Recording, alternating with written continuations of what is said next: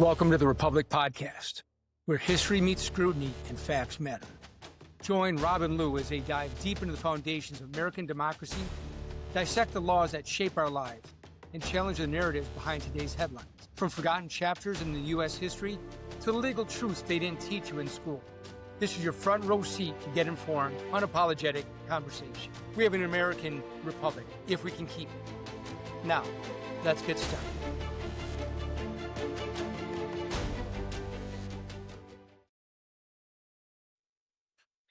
And we are back once again. Indeed we are. Indeed we are. And so, welcome to the Republic, If You Can Keep It podcast. If Lou. you can keep it. Right. And this is Rob. And here's to all of you out here. Cheers to the Republic, if we can keep it. Thank you so much for spreading the word. We are, at time of recording, well past 2,000 subscribers, and we've only been on the air for a short period of time, so thank you so much. Please share the word, subscribe, hit that like button, make the algorithm our... That way you could buy more of this. So, yeah, like anyway, we're rolling in the money with this stuff. Good stuff. Good. So, Lou. Yes, Rob. What are we doing today? What are we doing today? That's a good question. What are we doing today? So what we're doing today is we're going to talk about the compromises that really saved this nation, that we've gone through the whole history of and gave you all the information about the Declaration of Independence, about the foundations of the Constitution. Right. Last episode, we talked about the documents that form the Constitution. And so there's a lot of things that went into it. But what people, I think, is overlooked in history are the compromises that really saved this country, for better or worse. And we'll go into it all about, the good and the bad and the ugly of it. But it's really it's a compromise that came about that saved the country, that ended up forming the Constitution as we know it and pushed us forward. And what we've talked about in episodes past, especially during our discussion of the First Amendment, and if you haven't seen that, go in the archives, go to the channel, and rewatch it. And we talk about one of the salient and most overlooked, in some ways, aspect of our country and its founding was about the need to discuss things, the need to have open debate, the need to not only speak, but also to listen. And we see, Lou and I, we talk about this all the time. And it's actually one of the reasons why we really started the channel, because people weren't listening. It's all about me. And instead of, hey, appreciating this country and its founding principles, and appreciating that our founding fathers baked into the bread the need for discussion, because that's what they did in order to found this country. If you don't have discussion, everything goes down the crapper. Exactly. And that's what it's all about. I think that was actually a quote from Thomas Jefferson. It will go down the crapper. Yeah.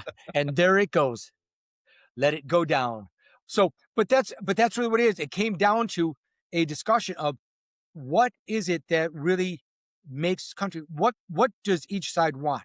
And there was a lot of give and take. And as we talk about, the Constitutional Convention was not a kumbaya moment in our nation's history. If anything, it was incredibly contentious. You had each state who had been fighting all these years, fought a revolution together, and then came forward, formed this new country, formed the Articles of Confederation after a lot of discussion as well, and put together a government that they thought worked. And then after a while, they realized, you know what? No, this isn't working the way that we want. And it's one of the things that Rob was saying as we were discussing this before we got onto the podcast, which made that great. It's that compromise, it's that discussion, and it's the willingness to redo and look at how we could better improve this country that really is still the foundations. We are a country that always strives to do better. We are not like some other countries that say this is our government and we're locked in stone. This is what was said and that's it. We have always strived to do better. We have always tried to make amends and to amend the things that need amending. It started, as Lou says, with the Articles of Confederation. Those were put into place while we were still fighting the Revolutionary War. Adopted it in 1777. After the war ended in the early 1780s, the Articles of Confederation really didn't do any significantly good service for the colonies, this new nation that came out of the revolution. The national government didn't have an executive. It couldn't tax the people, didn't have the authority to. Not that taxes is a great thing, but we also know that we need to have the roads paved. There are certain services and protections we need to be able to have taxes to fund. The national government couldn't even enforce the laws that were on the books. There were no enforcement mechanisms. And most importantly, because after the revolution, the states all felt, as I like to say, they were all feeling their oats. They're all little independent nations that were strung together. And the Articles of Confederation emphasized states' rights beyond anything else. The states were at war with each other. How do you conduct commerce? How do you regulate commerce? How do you make sure commerce goes in a manner that will serve the betterment of the country, not just one state? So all of these things pooled into one thing where everyone said, look, we know we need to amend this. And in 1786, there was an Annapolis Convention where some of the founding fathers basically came together and said, look, we really need to get this Articles of Confederation out. Let's have a constitutional convention the next year. And that's what happened in 1787. Right. Right. And it was at that, it was during that, that constitutional convention, again, 1787, that they began to take a look at it. And there was still a discussion as far as whether or not we should try and amend and improve on the Articles of Confederation, or just basically start from square one and reform the government to basically a better union. And that's really what the big push was, is people decided these Articles of Confederation, they served its purpose for the time that we needed it. But it's time to start fresh, and it's time to really take a look at it, and let's form the government the way that we really feel it should be formed. Right. And so that's where you have a lot of the discussions that we come up to. Were one of the biggest ones, as Rob and I discussed, is what's known as the Great Compromise, or the Connecticut Compromise. And that one is the reason why it's called the Great Compromise is because it really shaped our government in a very significant way. That there was a push from what you had the Virginia proposal, the Virginia plan, which essentially was looking at, it favored big government. Not big government, but it favored the big country, the big colonies. The big colonies. Virginia, Pennsylvania, Massachusetts, who had the most population, and that they really wanted to sort of put forward that where they had the strongest part of the government. They wanted all the legislature all passed by simply a majority vote. There wasn't a bicameral thing. It was all legislation. I mean, all this House of Legislature, it was all they one wanted thing. one Right. House for legislature, Right. and representation based on population. Yep. That was it. That's it. And the smaller states were just like, whoa. No. Can't do that. So a Jersey plan came in, which basically favored the smaller states, that proposed equal representation for every state. So everyone's on the same par. Now, this should start sounding familiar to everyone out there, because ultimately the Great Compromise that came in, it's called the Connecticut Compromise, and we'll get into that, but basically took this one and this one and put it together. Now we have a bicameral legislature. We have a House of Representatives that is based on the Virginia plan, which is based on population, how many you can send, and all this other stuff, and you have a Senate where all the states or the colonies at that time were all on equal footing. So you got one house and one part of the legislature, one part of the legislature on the other side representing each of the plans. Compromise, both bicameral, bingo. Boom. And the other big thing is that under the Virginia plan, that the president would not be elected by popular vote. The president would be selected or elected by the legislature. And so we were heading more towards a parliamentarian type of government, where they basically, the most populous party that's elected then gets to choose who runs the country. Right. And so again, the smaller states under the New Jersey plan were against that. And so that's another huge compromise that was put into place there. And so everyone's like, so you may be saying, okay, well, cool. Yeah. What does that mean? If this didn't happen, we were on the edge of not having a government at all. Right. Period. End of story. And this so is why it's called the Great Compromise. And by the way, we'll stop us here. There were a lot of other smaller ones, but in particular, the constitutional is known as, I believe I heard it in several different texts that I was doing research and going back. The Constitutional Convention was called the Bundle of Compromises.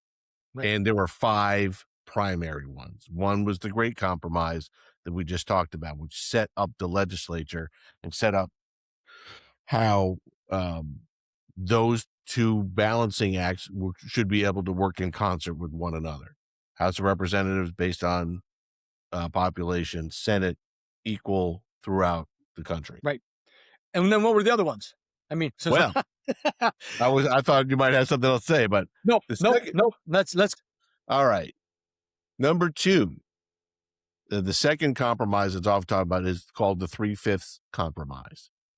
And again, this is not a political bit. And for those people who very much want to shove the 21st century lens back into the 18th century, can't do it. It's an ugly time of any country, let alone ours, when they talk about slavery. Not a proud moment for us. It shouldn't be a proud moment for any other entity, country, colony in it, or any part of the world, but it was a factor of life in the 18th century and before. Right. And largely in the 18th century, even then, slavery was predominantly in the South, in the southern states. The northern states did not have the slave trade and the slave economy based on slavery, as did the South. So then the issue came up about the 3/5 compromise. They talk about the North, for example, was saying, well, if we're going to start talking about representation, I don't understand why the South's wanting to have all their enslaved persons registered to vote and be part of the census, to do this, because they can't vote anyway.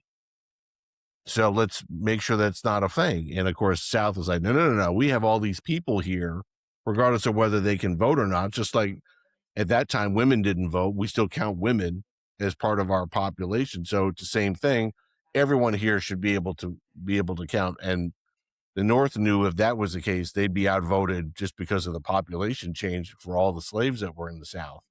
It would be an unfair fight for them.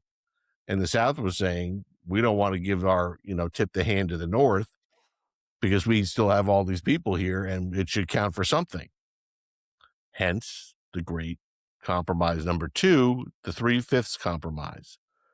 In the Constitution, it says that insofar as counting in terms of representation, an enslaved person is counted as a 3/5 of a person. So for every 5 enslaved persons, they get 3 counted toward their representation numbers. Is it wonderful? Is it ideal? No. Did it help get us beyond where we need to go in order to build a better union? Yes. And as again, going along with the theme of what we've had here, is in looking to improve the situation, recognizing the wrongs that the Three-Fifth Compromise, encompassed, that the United States then passed the 14th Amendment in 1868, Yep. basically recognizing that, that every slave will be counted as a whole person. And, Right. so it's, again, that's another example of where it's an ugly part of the Constitution. It's an ugly part. It's an ugly compromise. But if not for that compromise, again, that's something that the Southern states most likely would have pulled out and said, you know what? And then we would have had, from the very beginning, the United States and the Confederate States. And there would not be a whole United States as we know it now. Right. So So, we have the Three-Fifths Compromise as compromise number 2. And that number 2 relates to the first one, because remember, we have the bicameral, and that for House of Representatives is based upon representation. Second compromise, okay, if you want to talk about representation, how do you count the enslaved people? So they're all connected here. The third compromise what's is the called the third? Commerce Compromise. Right. What's that? No, I said, what's that compromise? Yeah. And It's called the again, Commerce Compromise. right. And this really was, in no disrespect to the first two, because those were hugely important. But one of the reasons why, as I mentioned it before, that we needed to, or when I say we, the colonies needed to amend the Articles of Confederation was because that document did not assist in any of the commerce for the states. And so, as a matter of fact, the North wanted to put in tariffs. I know, look, Right. tariffs were from we're talking 1787, and in 2026, we're still talking about tariffs. But northern states, because they were the industrialized states and were manufacturing a lot of things, whereas the South was more agrarian, Agriculture. Yep. they wanted, the North wanted to impose tariffs on the South. Say, look, you should be buying, we want tariffs on foreign from overseas stuff in order to force the South to buy our stuff, and we'll lower the tariffs on them. So it's a little better. We still get, income from them. And the South's like, no. You shouldn't be putting tariffs on us to begin with, and don't screw yourself. And so commerce was a huge, huge deal, had been since the Articles of Confederation were first implemented. And now it's coming to a head.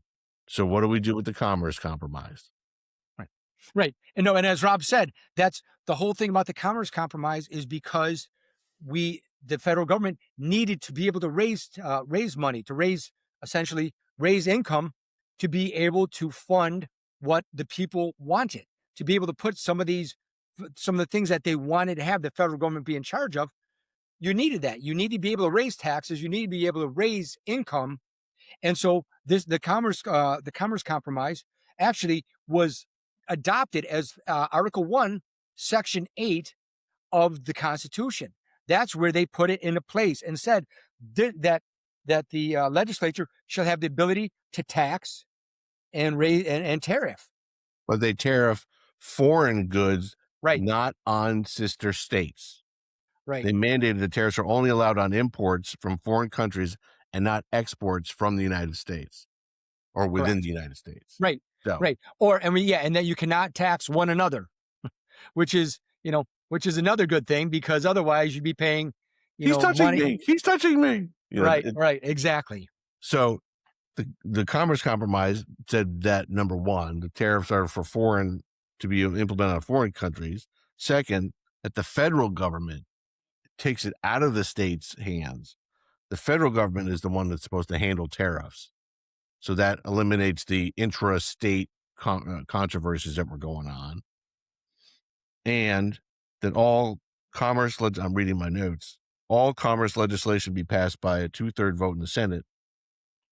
And of course, the Senate is based on equal representation. So all Right. the states had a say in it. Right.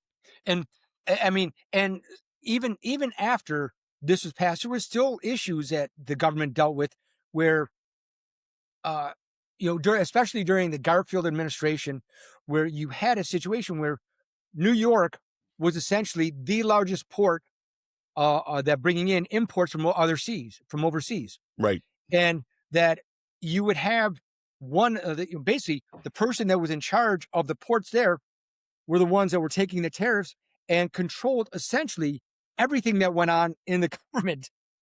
That they could say, well, look, we're not gonna release this, or we're not gonna, we'll overlook this one tariff over here and this over here until it was actually federalized and fully federalized under the Garfield administration. And so, that's still, it's a key thing that people, I know, overlook, because it also affected everything else that the government could do. And before we get to the fourth compromise, I want to reiterate, we've mentioned this in episodes prior. Our founding fathers showed up in Philadelphia in late May of 1787. They knew this was going to be a highly charged and emotional and very involved with the debates. And they knew they were going to be behind closed doors. They all swore to one another to keep it from the press and not leak anything, which is amazing. And they were in there from May until September of 1787, Right. working all of this stuff out. And it's remarkable to me. It's just, these people were so dedicated to making sure that they tried to do as well for this country as they did. Again, we owe them the debt of gratitude that really ought to be palpable in this country. And, Lou and I look around and we see people who have no idea what the Constitution even is, which is why we wanted to do this. We want to make sure people understand how meaningful an effort the founding fathers put into this stuff, let alone all of the revolutionaries who actually fought.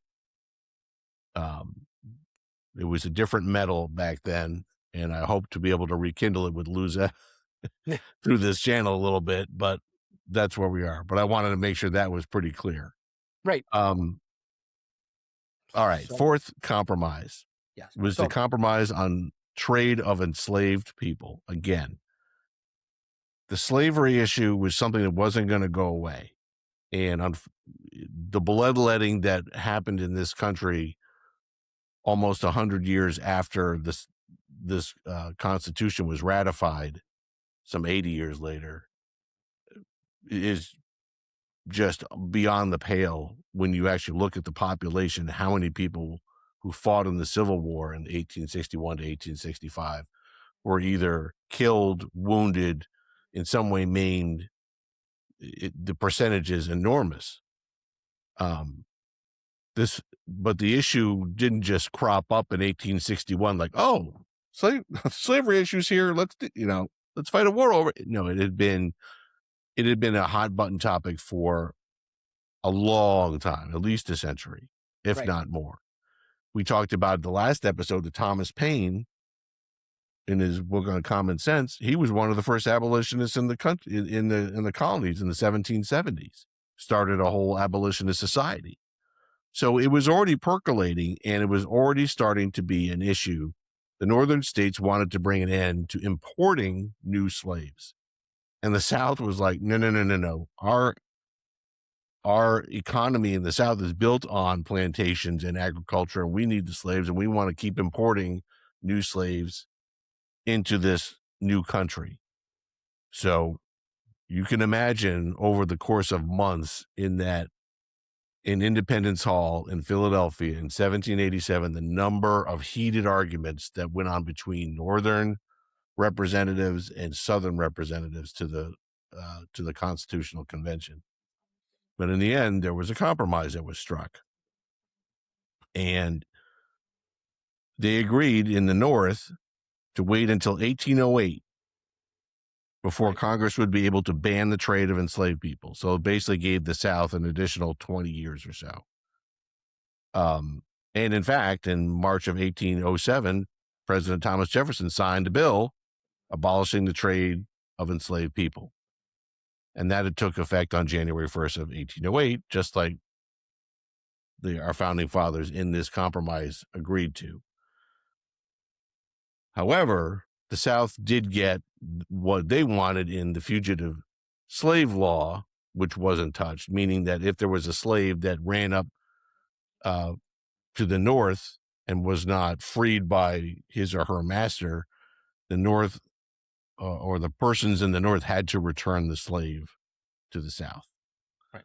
So not a perfect compromise again, but it was a start. It started the abolition movement to really kick it into another gear. Unfortunately, it didn't stop the bloodletting that would occur starting in 1861. Right.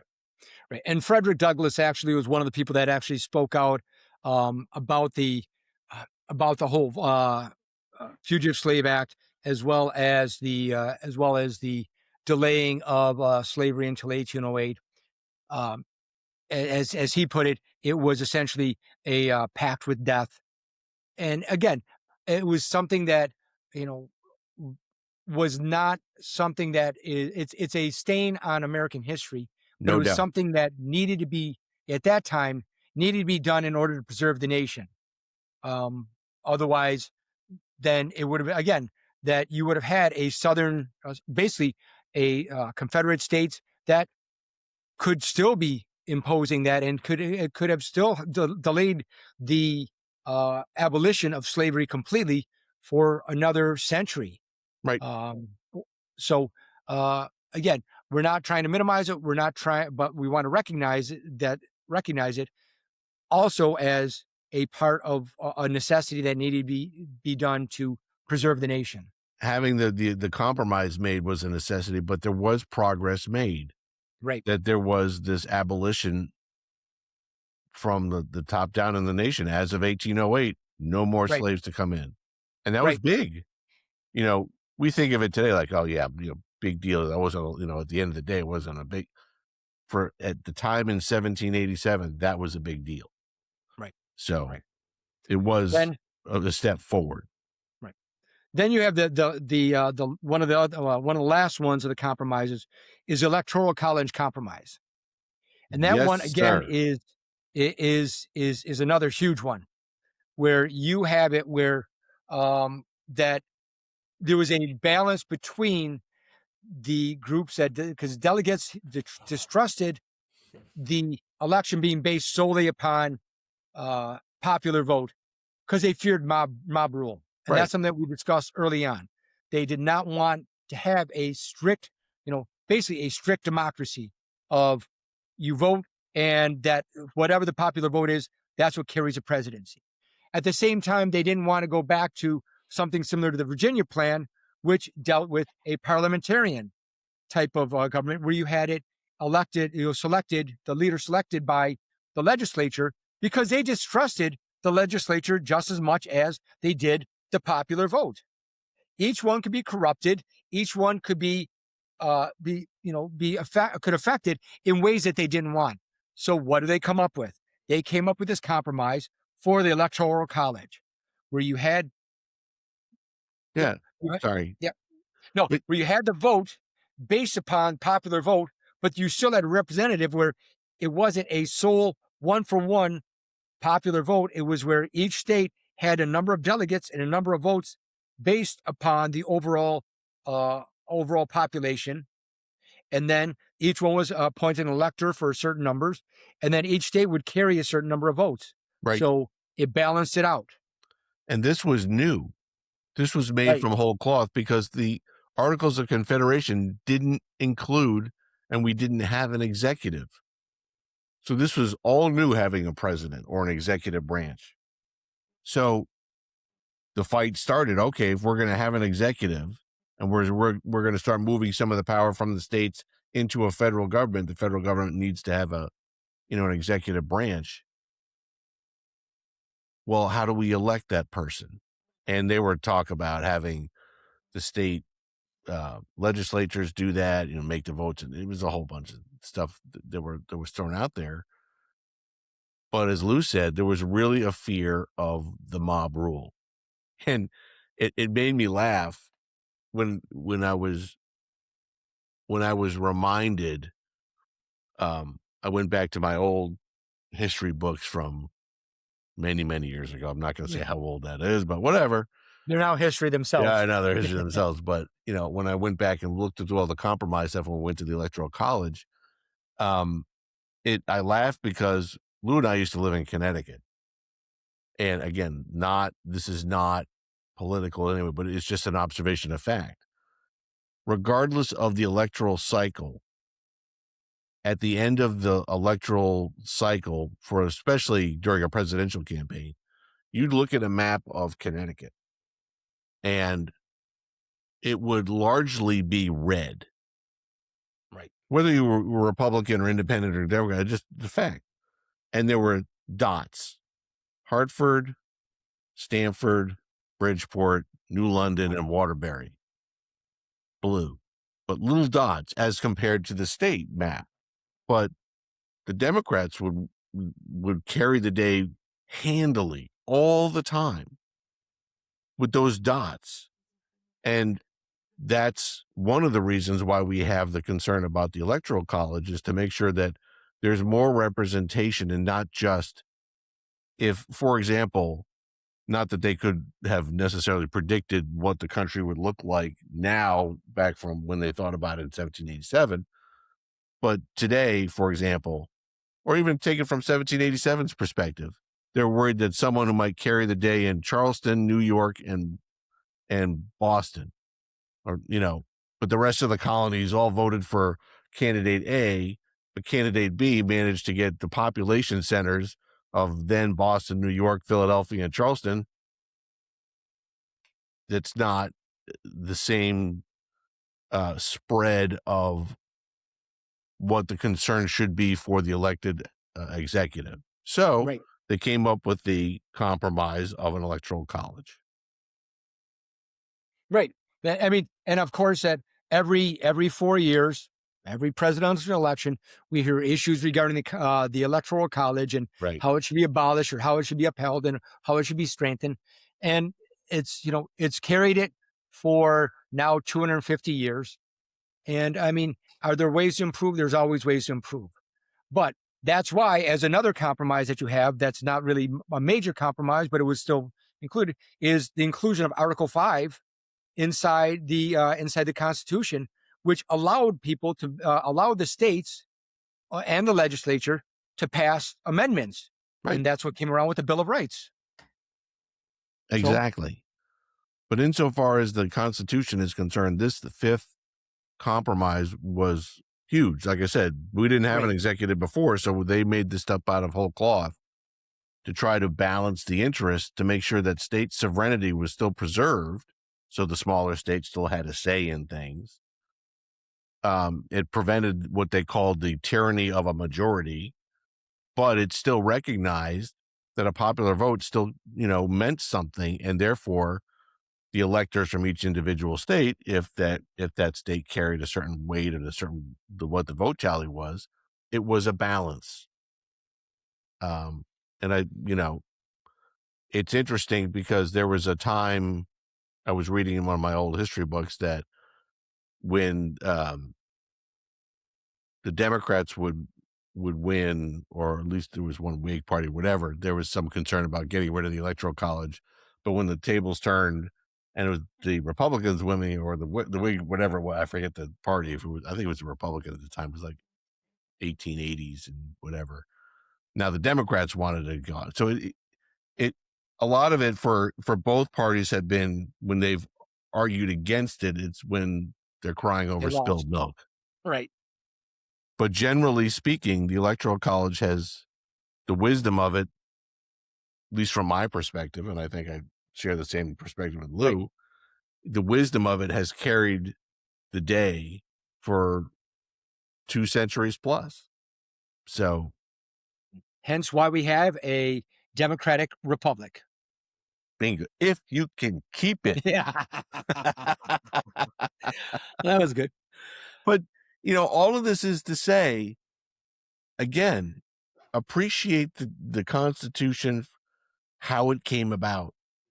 Appreciate the founding fathers working through the summer of 1787 in what must have been really uncomfortable quarters, because there's no air conditioning, and Philadelphia gets a little humid in the summertime, And, these gentlemen were wearing wool coats and this and that. I'm sure it was not a pleasant experience. But they all pledged to do something greater than themselves for the betterment of the country to be and the progeny of that country going forward. And again, I'm going to beat this dead horse over and over again. That's why you need to have pride in your country. You're an American, you're an American citizen. And enjoy the fact that these founding fathers came together to think of not of themselves necessarily, but how do we make this better? And building into, or as I like to say, baking into the bread, how can we make sure that it can be changed over time when it needs to be changed? And they did it. Right. And by the way, anyone from Rhode Island, you can go suck it because yeah, you didn't take part. Because the interesting fact, all the colonies sent delegates to the Constitutional Convention except Rhode Island because they did not believe in a strong federal government. They didn't want to participate in it. Sorry. And now look at no offense to the people of Rhode Island, but I had to say that. Right.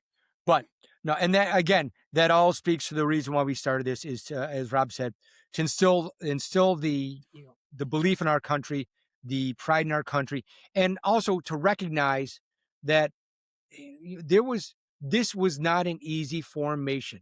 There was a lot of consternation. There was a lot of work to build the country that we have so that we can at least continue to improve upon it. That's what it's all about. Recognizing our past, recognizing what went into building that past, and looking forward to see how we can improve on it moving forward. And with that being said, absolutely, keep pouring that drink. I'm pouring it. It's that time. Thank you all for joining us. Again, don't forget, especially now, share, subscribe, and share with your friends. Interact. Absolutely. Come along the ride with Lou and Rob. We're going to learn you. And again, thank you all for joining us. This is The Republic, If You Can Keep It podcast. We'll see you next time. Lou, my brother. Cheers, brother. Cheers.